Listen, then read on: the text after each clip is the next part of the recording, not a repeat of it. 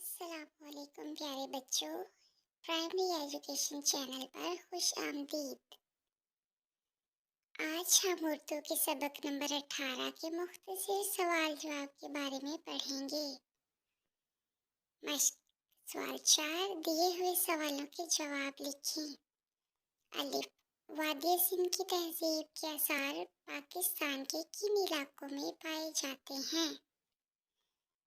जवाब, वादी सिंध की तहजीब के आसार सूबा सिंध में मोहनजोदड़ो और पंजाब में दरियाए रावी के किनारे हड़प्पा जिला साहिवाल में पाए जाते हैं।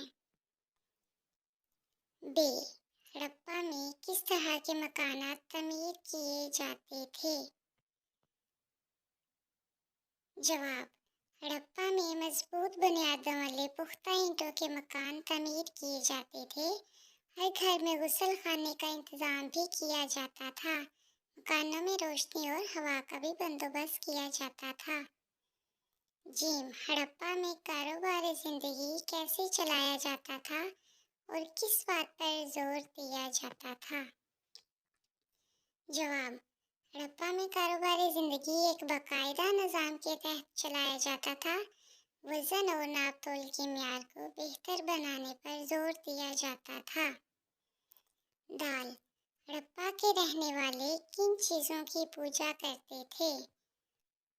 जवाब, हड़प्पा के रहने वाले मिट्टी के बने हुए बुतों और मूर्तियों की पूजा करते थे। इसके अलावा जानवरों की पूजा का भी रवाज था।